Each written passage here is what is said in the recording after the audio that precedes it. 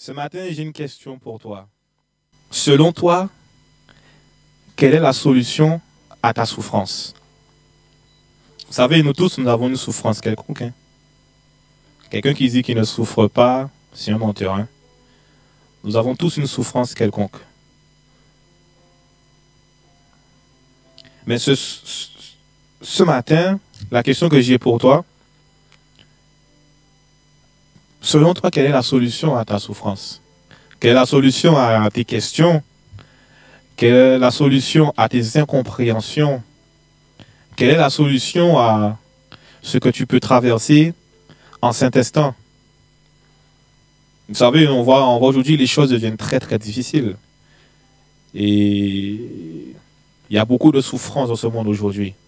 Et plus que nous allons avancer, plus que nous allons voir des personnes souffrir. Mais aujourd'hui, quelle est la solution à ta souffrance? Est-ce que tu connais la solution? Quand tu souffres, quand tu es en pleurs, quand tu ne comprends pas certaines choses, est-ce que tu connais la solution?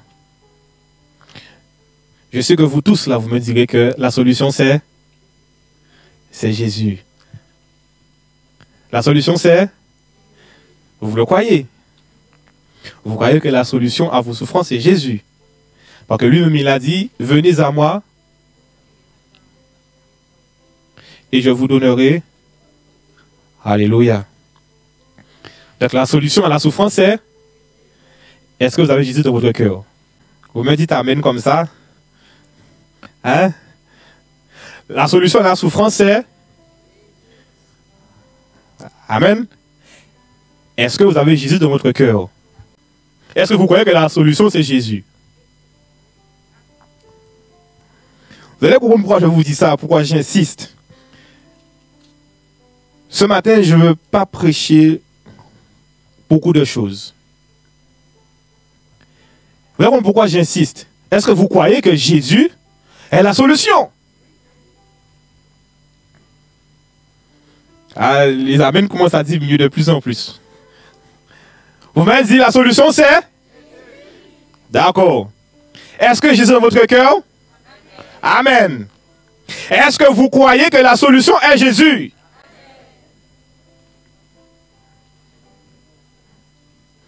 Et comment tu expliques ta situation aujourd'hui? Si tu m'as dit que la solution est Jésus, tu crois que Jésus est dans ton cœur, et tu crois que la solution est réellement Jésus, comment tu m'expliques ta situation aujourd'hui?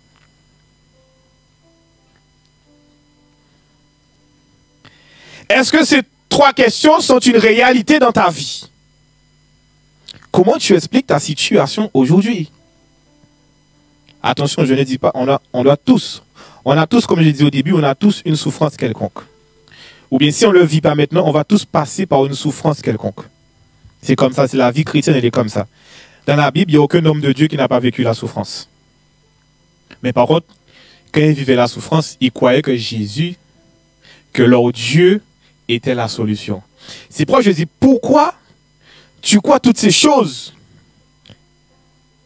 Parce que je fais une différence entre croire et mettre la foi. Il y a une différence entre croire et mettre sa foi. Amen. Il y a une différence entre croire et mettre sa foi. Jésus, la foi est une ferme assurance. Ensuite, de celle, il a dit la foi. Il y a une différence entre la croyance et la foi. Quand tu crois en Jésus, il faut qu'ensuite tu mettes ta foi en action. Il y a une différence. Là, tu me dis que tu crois que Jésus est dans ton cœur. Amen. Tu crois que Jésus est la solution. Amen. C'est déjà une bonne première chose. Mais est-ce que maintenant tu as la foi dans ce que tu crois? Alléluia. Je ne sais pas si vous me suivez. Oh my God. Est-ce que tu as la foi dans ce que tu crois? Tu m'as dit que tu crois, vous m'avez dit que tu crois que Jésus est dans ton cœur et que Jésus est la solution. Amen. Est-ce que tu as la foi dans ce que tu crois? La croyance est une dimension, la foi c'est une autre dimension. Des choses qu'on espère mais qu'on a, une dimension de celle qu'on ne voit pas. Est-ce que tu vois Jésus de ton cœur?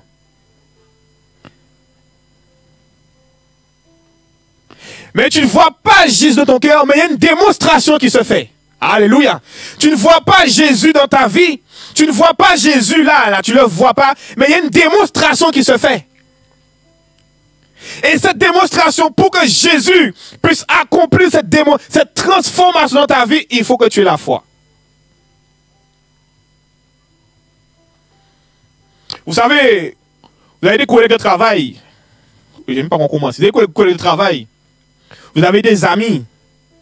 Vous avez la famille. En l'occasion, en cas quoi Adam.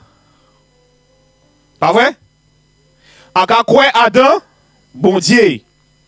On peut dire ça à 80%, voire plus, l'humanité croit en Dieu. Ils sont des croyants. Mais les croyants ne font pas de toi un disciple. Ce qui fait de toi un disciple, c'est ta foi.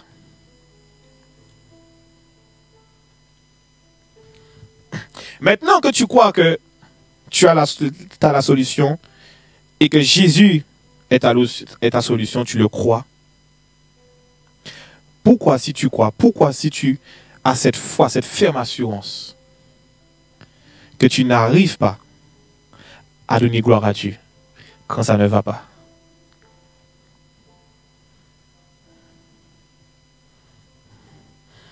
Il y a un serviteur qui disait bénis Dieu quand tout va bien, c'est pas bénir Dieu.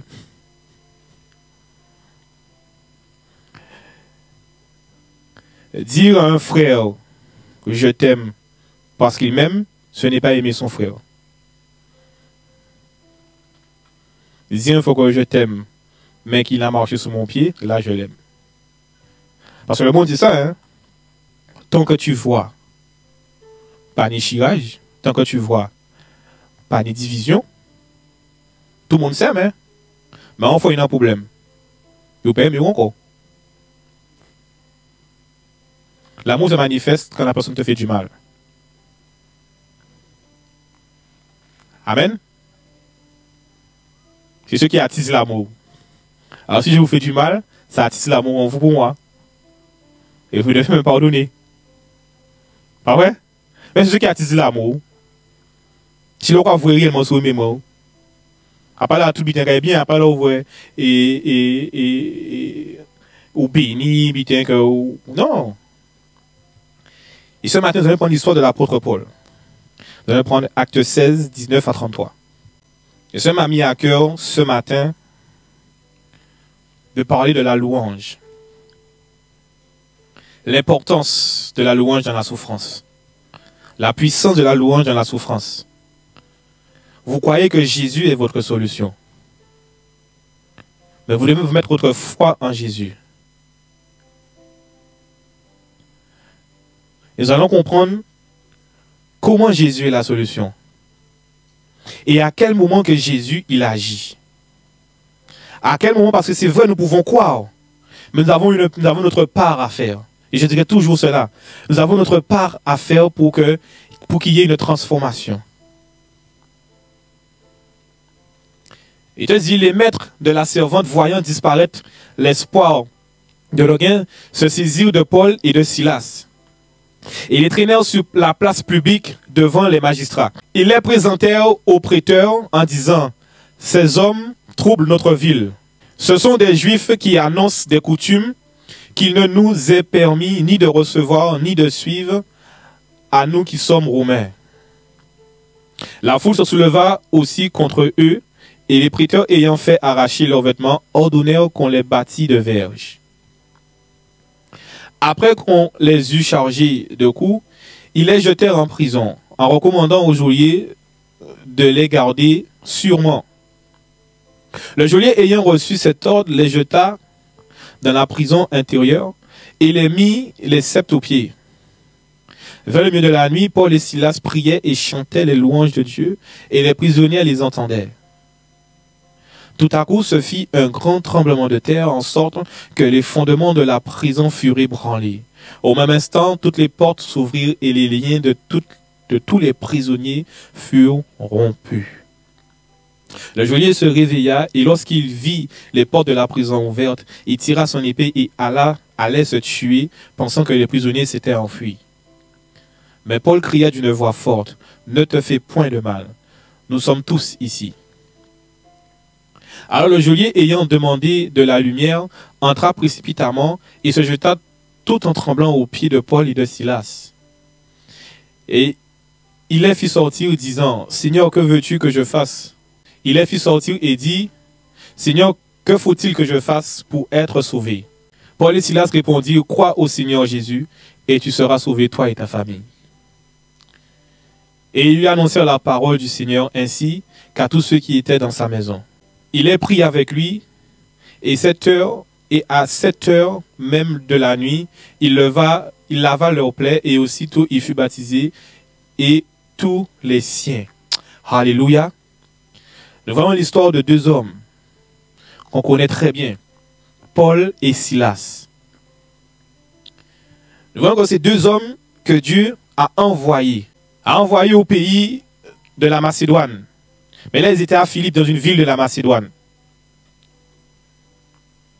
Mais il faut savoir que, on connaît un peu l'histoire. Avant d'arriver là, la Bible te dit, dans les versets précédents, on va pas lire les versets précédents, la Bible te dit que le Saint-Esprit les a arrêtés 2 fois. À 2 reprises, ils étaient venus pour prêcher. Et l'Esprit les a arrêtés. Et arrivé un moment, durant la nuit, Dieu se révèle à l'apôtre Paul. Et il dit à l'apôtre Paul, je veux que tu ailles là. Je veux que tu ailles à Macédoine. Car ils ont besoin de toi. Il faut que tu aies prêché la parole là-bas. C'est là où tu dois aller prêcher l'évangile. Toi et Silas, vous devez aller prêcher l'évangile là. Mais est-ce que Dieu ne savait pas qu'ils allaient être arrêtés, qu'ils allaient être frappés? Pourquoi Dieu les conduit dans un pays où ils sont arrêtés, frappés, chargés de coups? Dieu n'est pas bon. Dieu n'est pas juste. En plus que Dieu, il est méchant.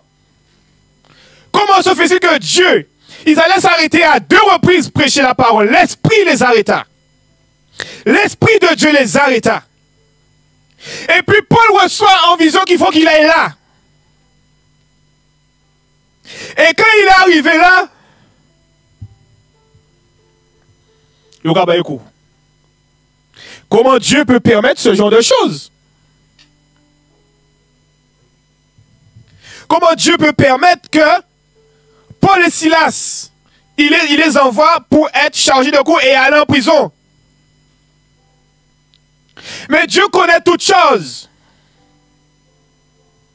Dieu connaissait le cœur de ces hommes. Dieu connaissait toutes choses. Dieu connaît toutes choses. Rien n'est caché aux yeux de Dieu. Dieu savait très bien qu'ils allaient être arrêtés. Nous allons prendre le verset 21. C'était juste pour expliquer le pourquoi qu'ils sont arrivés là. Et qui les envoie? Ils n'ont pas été d'eux-mêmes. C'est pas d'eux-mêmes qu'ils ont été. Et il dit ce sont des Juifs qui annoncent des coutumes qui ne nous est permis ni de recevoir ni de suivre. À nous qui sommes romains, la foule se souleva contre eux et les prêteurs ayant fait arracher leurs vêtements ordonnèrent qu'on les bâtit de verges. C'est quoi la verge? Vous savez la verge? Bâton. Même des coups Saint-Tien répondra, il est. Et il te dit, on les ordonnèrent qu'on les bâtit de verges. Ils n'ont pas reçu 1 coup, 2 coups de verge. Hein. Ils ont été battus de verges. Ils ont été frappés. Ils ont été humiliés, ils ont été rabaissés. Et on continue. Après qu'on les eut chargés de coups, ils les jetèrent en prison, en recommandant au geôlier de les garder sûrement. Vous savez quelque chose? Regardez. Ils savaient que c'était des hommes puissants.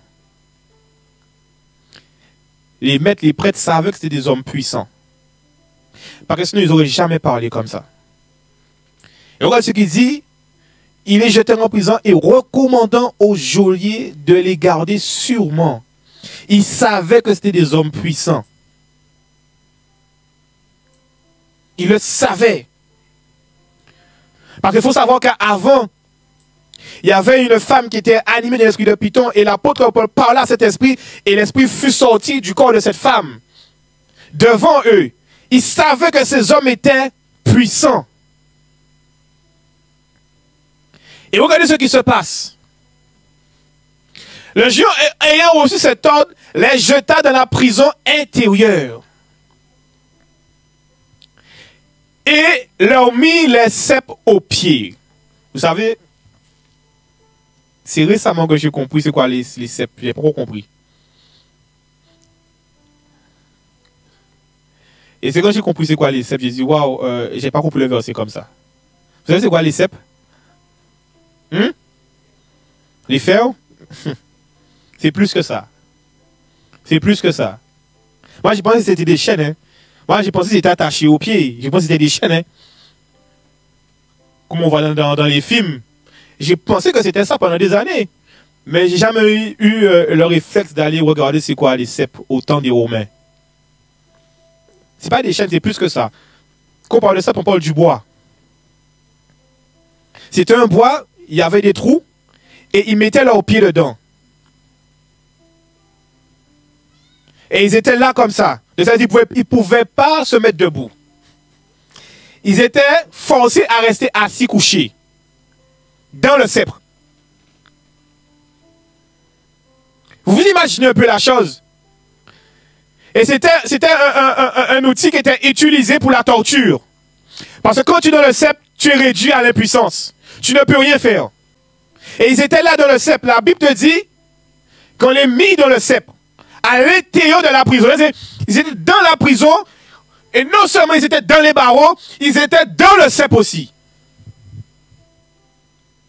Et dans le cèpe, ils n'étaient pas là comme on était là. Ils étaient déjà chargés de coups. Vous comprenez la dimension de la souffrance de ces deux hommes. Il y a un ami d'un cousin, il a eu un accident et il a un bras qui est paralysé, son bras droit. Et à un moment, je monte avec lui dans sa voiture, mais j'ai pas compris que le bras était réduit à l'impuissance. Et je monte dans sa voiture avec lui, on va acheter quelque chose, et je vois qu'il conduit avec une seule main. Je lui dis, waouh, je lui dis, mais... Et c'est après j'ai compris qu'en fait, le bras, il est mort, au fait. Et vous savez quelque chose? Pendant que j'étais dans mon fourgon, j'ai repensé à ce jeune homme. Et vous savez qu'il essaie de conduire avec une seule main. Vous avez rigolé, j'ai dit, non, mais il faut que je comprenne la souffrance de cet homme. Et vous savez, j'ai conduit de Bastel jusqu'à arriver à Jarry avec une seule main. J'ai voulu connaître, j'ai voulu comprendre. Et quand j'ai commencé à rouler, j'ai dit, waouh, il y a des hommes, il y a des personnes qui vivent des choses, mais nous, on les voit comme ça, mais on ne comprend pas ce qu'ils vivent. Tant qu'on n'est pas dans la situation, j'ai voulu me mettre dans la situation. Et tant qu'on n'est pas dans la situation, on ne peut pas comprendre ce que la personne vit. Et c'est pourquoi que Jésus, il est apte à vous comprendre parce qu'il a passé pire que vous. Et connaît très bien ce que vous vivez. Parce qu'il est passé par là avant vous. Et c'est là que je me suis dit, waouh, mais... Et ce jeune homme-là, il rigole, il rit, il dit que ça qu'on s'y fait corps avec ça, donc rien ne lui dérange. Mais je me dis, mais si demain matin je fais un accident, comment je vais réagir? Ça m'a amené à beaucoup de réflexions. Est-ce que moi, de ma foi, je serais prêt à accepter ça? Je vois que lui, il n'est pas chrétien, il n'est pas converti, et il vit bien avec cela. Est-ce que moi, en tant que chrétien, je vais accepter ça? Et j'ai roulé pendant des kilomètres. Il a dit, bon, défend grâce.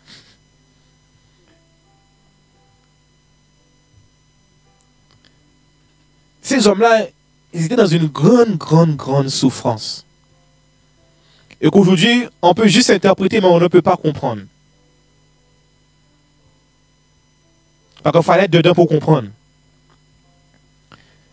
Mais dans la souffrance, regardez, au verset 25. Vers le milieu de la nuit. Je pense que quand on les a jetés dans la prison, je pense qu'à un moment, ils étaient là, mais ils étaient abattus. Mais vers le milieu de la nuit, Paul et Silas priaient et chantaient les louanges de Dieu. Comment des hommes dans cet état, chargés de coups de verge, blessés de partout, les pieds dans le cep, où est-ce que ces hommes ont pris ce courage? Comment ils ont trouvé la force de pouvoir prier et chanter Dieu? Quelle a été la force surnaturelle qu'ils ont trouvée? Cet homme était comme vous. Il croyait qu'il y avait un Dieu qui existait. Il croyait qu'il y avait un Dieu. Il savait qu'il y avait un Dieu. Mais quelle force qu'ils ont trouvée pour pouvoir louer Dieu dans une telle situation? Vous pensez vraiment que c'était facile pour eux? Ils étaient allés en prison. Ils étaient enchaînés des mains et des pieds. Ils étaient marrés. Ils étaient frappés, blessés. Vous pensez que c'était facile pour eux de pouvoir trouver la force de louer Dieu? Est-ce que vous pensez que dans la chair, ils auraient pu louer Dieu? Est-ce que vous pensez que dans leur chair, ils pouvaient louer Dieu? La chair a pris un coup. La chair a été frappée, la chair a été meurtrie. La chair a reçu des coups. Mais comment ils ont pu trouver la force pour ouvrir la bouche et louer Dieu? Ces hommes, on l'a vu pendant ce culte, ces hommes faisaient confiance à Dieu. Parce que vous devez comprendre quelque chose. Ce n'est pas eux qui ont pris la décision d'aller à Macédoine. Ce n'est pas eux qui ont pris la décision d'aller dans telle ville, à la ville de Philippe. Ce n'est pas eux qui ont pris cette décision. Mais c'est Dieu qui les a parlé en vision et qui les a dit, vous allez tel endroit.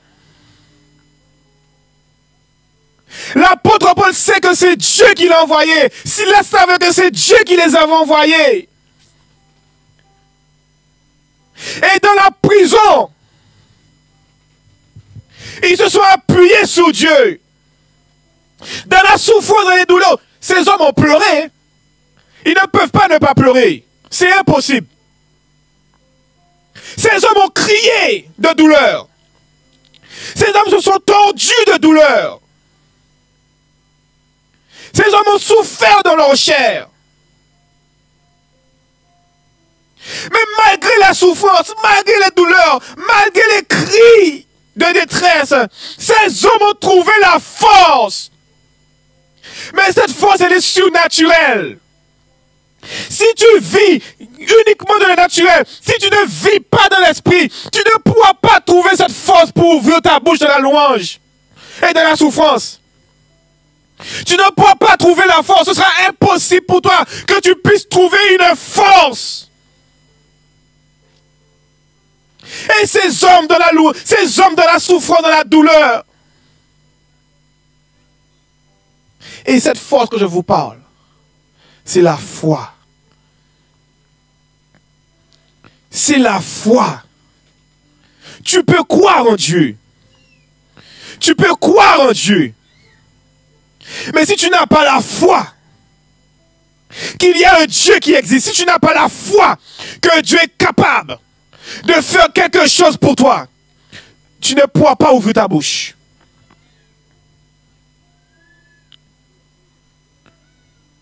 La douleur, la souffrance n'ont pas empêché à ces hommes de louer Dieu. Dans une telle dimension de souffrance, il n'y a rien qui peut les empêcher de louer Dieu. Et la Bible dit, Silas priait. Paul et Silas priaient et chantaient les louanges de Dieu. Et la Bible déclare, les prisonniers les entendaient. Les prisonniers les entendaient. Ça veut dire que le Vatican louait bon Dieu. Oh, Seigneur. Oh, béni soit le Seigneur. Oh. Il va dire, oui, bon Dieu, comme ça. C'était béni soit le Seigneur. Alléluia. Tu es vivant. Gloire à toi, Seigneur. Tu es le Dieu qui libère. Tu es le Dieu qui guérit. C'est comme ça qu'il louait Dieu. Et les prisonniers les entendaient. Ils n'étaient pas comme ça. Ils ont pas été comme ça. Ils ont trouvé une force surnaturelle. Et ils ont réussi. Et souvent dans la souffrance, oh Seigneur, oh j'ai mal, oh Seigneur, oh. C'est comme ça que nous sommes dans la souffrance. Mais regardez ces hommes, regardez ces deux hommes. La Bible te dit que ils n'ont pas dit que la cellule qui était à côté d'eux entendait. Il te dit que les prisonniers, c'est-à-dire que toute la prison les entendait louer Dieu. Dans la souffrance, ton voisin t'entend. Faut entendre vous dire gloire à Dieu. Il y a qu'on roule dans une vieille voiture, qui a fait plein de ordres. Il y a qu'on manger même manger tous les jours. Mais il faut voir que malgré ça, on peut louer bon Dieu.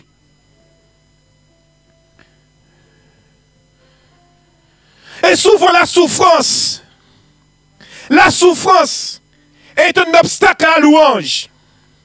Mais ça n'a pas été un obstacle pour l'apôtre Paul. Et ni pour Silas. Les prisonniers entendaient et ensuite il dit,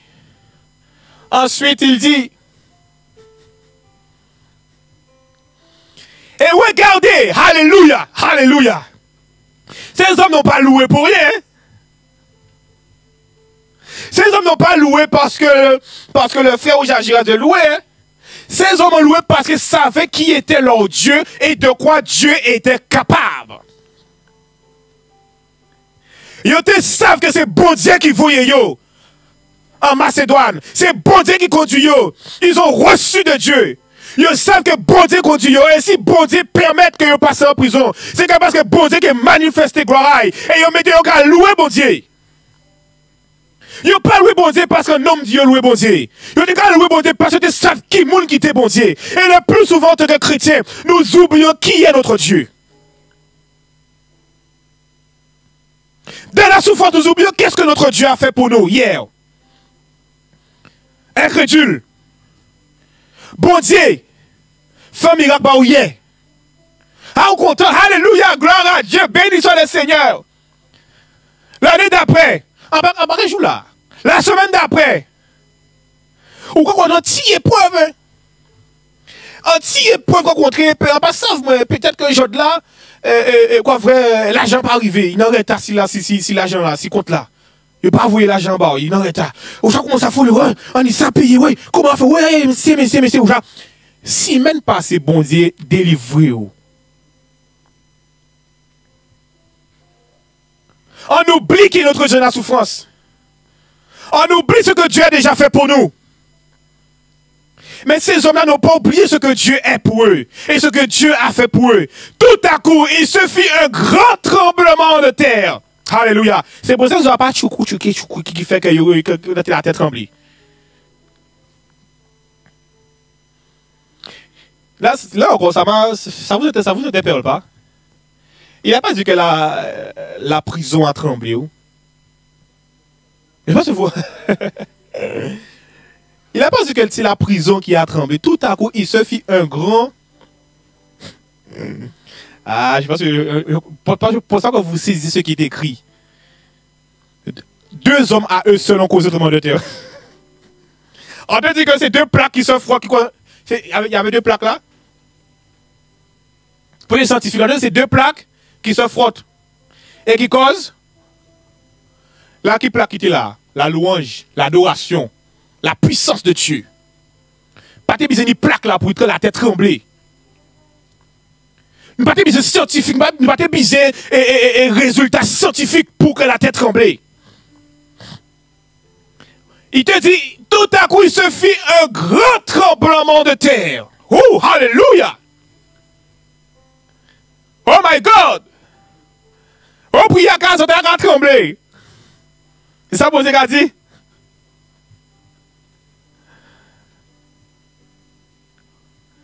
Il y a des choses que nous devons comprendre dans le spirituel. Tout à coup, il se fit un grand tremblement de terre. En sorte, alléluia, que les fondements de la prison furent ébranlés. Vous savez ce qu'on est ébranlé? Détruit. Frères et sœurs, quand tu es dans une prison, là ces hommes étaient dans une prison, mais une prison naturelle. Mais il y a beaucoup d'hommes qui sont emprisonnés dans la souffrance. Ils sont emprisonnés dans leurs problèmes, dans leurs réflexions. Et dans la prison, ils n'arrivent pas. Ils n'arrivent pas à ouvrir la bouche. Ils n'arrivent pas à louer Dieu. Ce matin, tu es dans une prison. Tu souffres tellement. Aujourd'hui, Dieu te demande de le louer, de l'adorer. Pas Jérémie qui demande. Pas le pasteur, pas le formidable, pas le faux agir. Mais Dieu te demande de le louer et l'adorer. Dans la prison, là quand tu es emprisonné là, quand tu vas te mettre à louer Dieu en esprit, je dis bien en esprit, parce que c'est en esprit qui loue Dieu là. Quand tu vas te mettre à louer Dieu en esprit, les fondements, alléluia, les fondements de la prison que tu es en train de vivre seront ébranlés. Alléluia. Je ne sais pas si tu comprends. Alléluia. Les fondements de la souffrance que tu vis vont être ébranlés. Yo vini. Yo jeté en sorcier si ou. Yo jeté en vieux voyant ma aimé si ou. Mais l'homme mettait là ou à genoux là ou à prier bon Dieu. Ou dans la louange, ou à chanter, ou à prier. La puissance de Dieu se manifeste. Là, dans la louange, la puissance de Dieu se manifeste. Et la prison fut ébranlée. Et il dit, au même instant, toutes les portes sont ouvertes. S'ouvrir. Regardez, frères et sœurs, il y a des choses qu'on vit. À cause de la souffrance, les portes sont fermées. À cause de la souffrance, il y a des portes qui nous sont fermées. Parce que nous n'arrivons pas. Le plus souvent dans la souffrance, il y a une personne spirituelle qui est là, mais la souffrance t'empêche de rentrer. Parce que la souffrance te ferme les portes. À cause de certaines personnes qui souffrent, ils n'arrivent pas à se marier. Ils n'arrivent pas à avoir d'enfants. Parce que les portes se sont fermées. La souffrance a fait que les portes se sont fermées. Mais la Bible te déclare que quand tu te mets à genoux, et que tu pries, et que tu loues, et que tu chantes, et que tu adores Dieu, il te dit que les portes s'ouvrent. Si tu es stérile, ou qu'est enfanté. Si tu es boiteux, ou qu'est marché. Non, ou qu'est couru. Parce que tu te mets dans l'adoration, dans la louange et tu pries Dieu. Louer Dieu, c'est pas dire, oh Seigneur, tu es bon. Alléluia. Il faut que tu rentres dans la dimension de la louange et de l'adoration. Jésus est ta solution. Mais pour que Jésus puisse agir pour toi, pour que Dieu puisse agir pour toi, il faut que tu adores, il faut que tu loues, il faut que tu chantes, il faut que tu pries.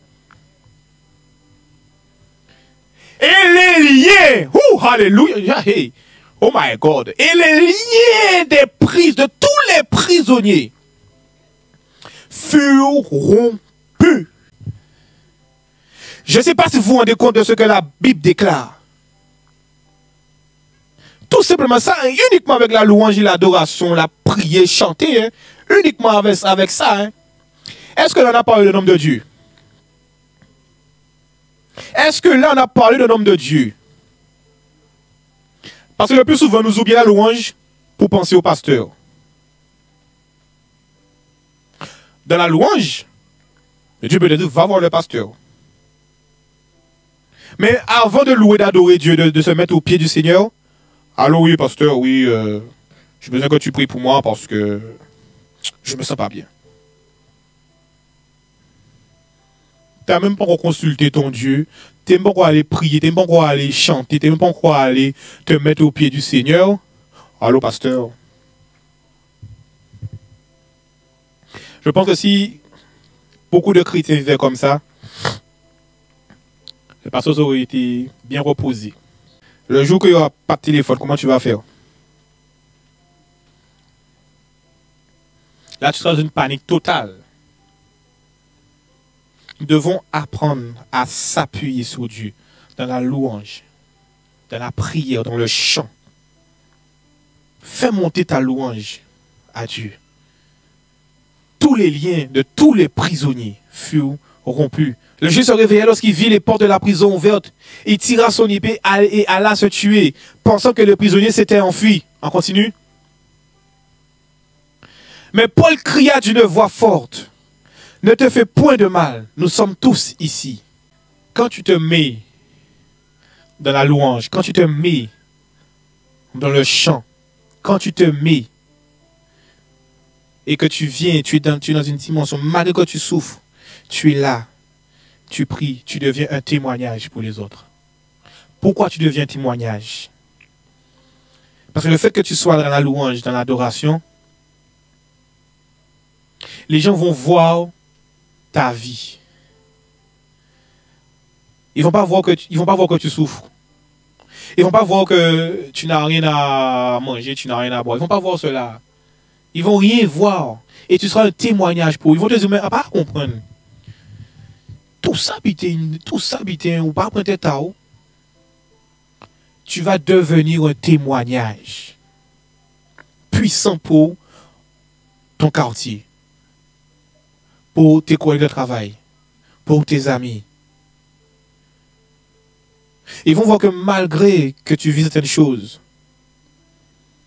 tu es là et tu es là, tu es en paix. Nous avons besoin de nous ressourcer dans la louange, dans l'adoration. Vous savez que, on ne peut pas prendre trop de choses. Vous savez que quand vous venez vous louer Dieu, quand vous adorez Dieu, vous savez que les anges sont avec vous. Là encore, on peut croire que les anges sont avec nous parce que tu as la foi. Vous croyez réellement que les anges sont avec vous quand vous priez, vous adorez Dieu?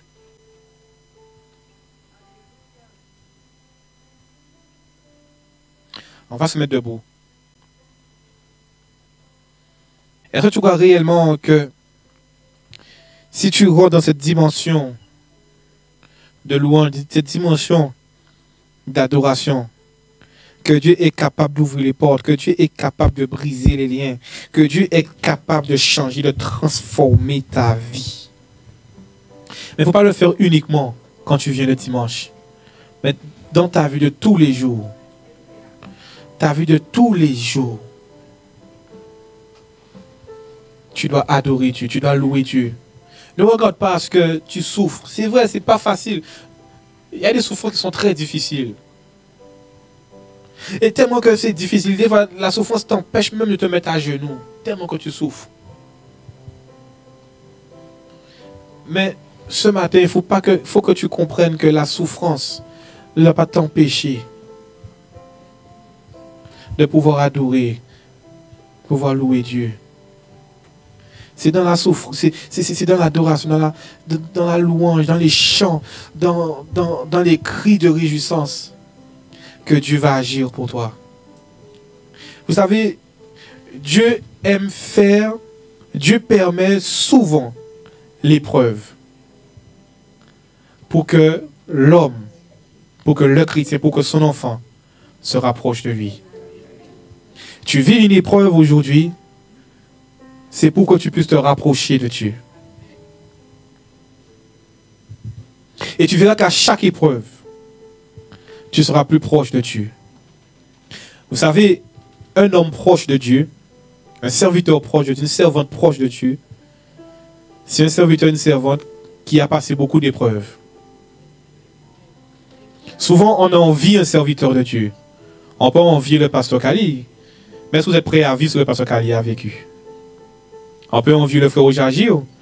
Vous êtes prêts à vivre ce que le frère Ojagir a vécu? Moi, en tant que j'ai vu, je ne veux pas. Et souvent, on voit les serviteurs là. Mais plus que tu vas passer, il faut te dire que plus que tu vis des épreuves, plus que tu seras un homme, une femme puissante pour la gloire de Dieu. Si tu veux être puissant, si tu veux être proche de Dieu, il faut que tu vives beaucoup d'épreuves. Est-ce que tu ne vas jamais grandir? Avant quand tu marches, ou tomber, ou griger joue noir, ou cogner tête, ou griger couda, avant marcher, avant courir, ou tomber 2-3 fois encore, après ça on courir. La vie est faite d'épreuves. Mais quand l'épreuve est traversée avec Dieu, il y a toujours une gloire à venir. Et ce matin, nous allons reprendre ce chant. Tu vas demander à Dieu que son nom résonne dans ton cœur, dans ce lieu, au fond de toi.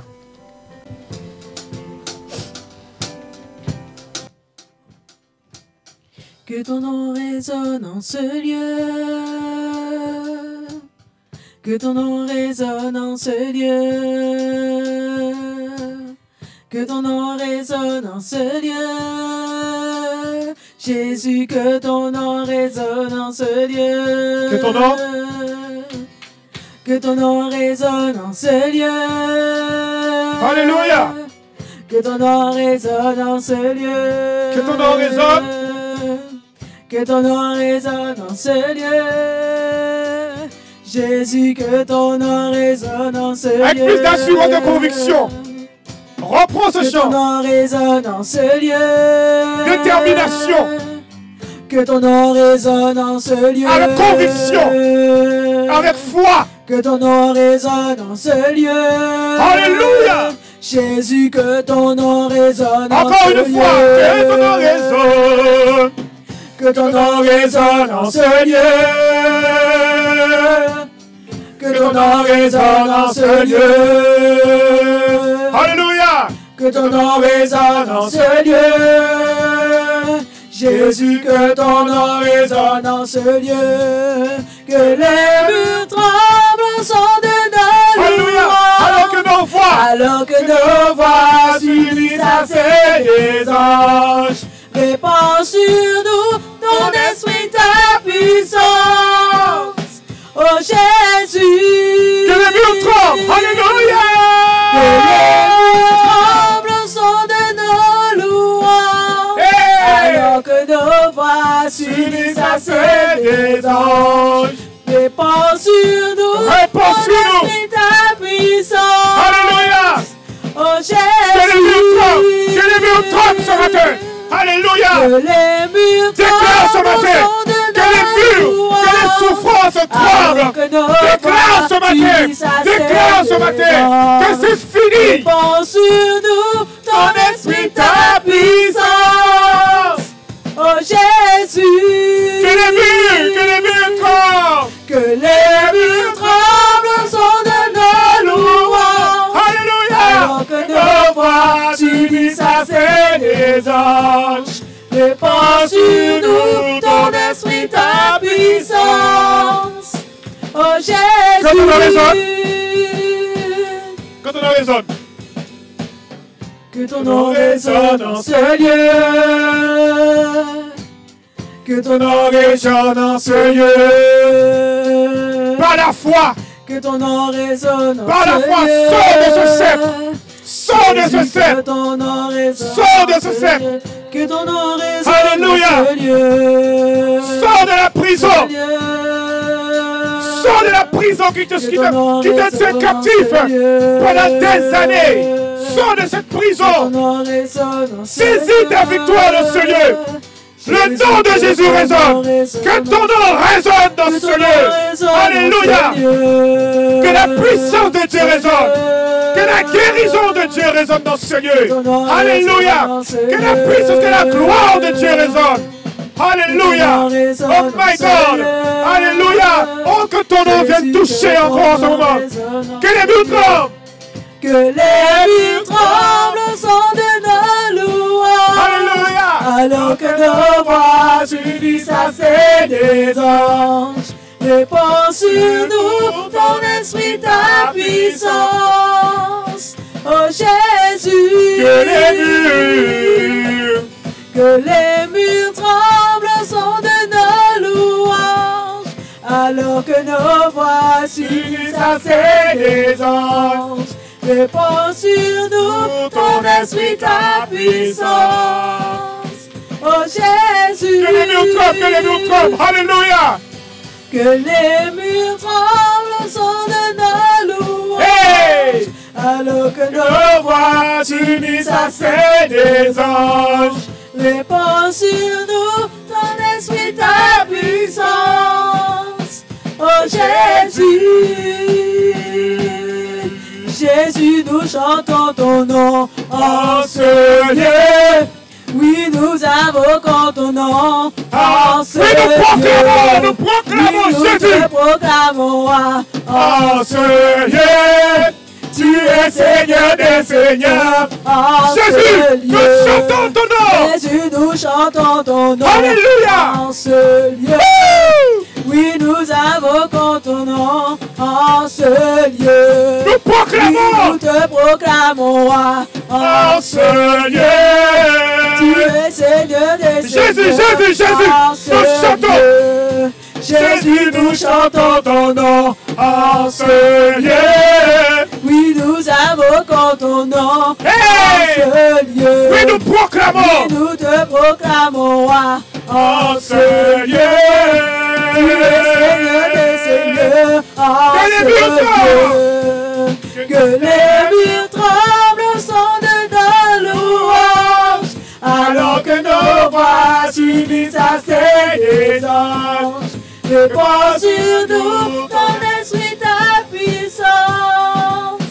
Oh Jésus,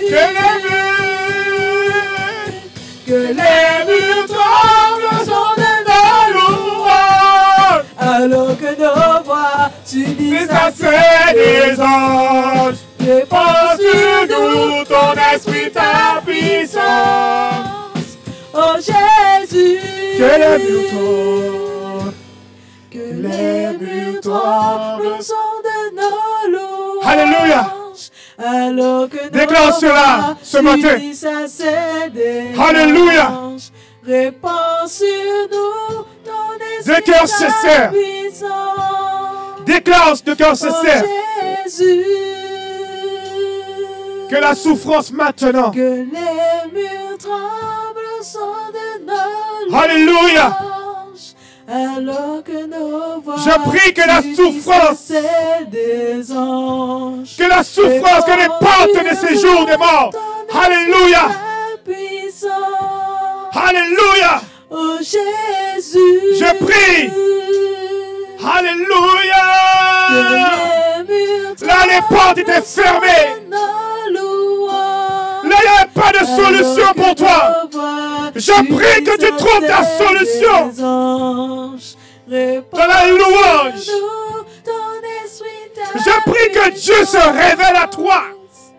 Oh Jésus, Oh, souffrance, tu n'as plus ta place. que les murs tremblent. Déclare cela. Tu n'as plus ta place dans ma vie. Souffrance, tu ne peux plus. Tu m'as empêché pendant des années de louer Dieu. Aujourd'hui, je déclare que c'est fini. Je déclare aujourd'hui que souffrance, que tu ne peux plus m'empêcher de donner gloire à Dieu.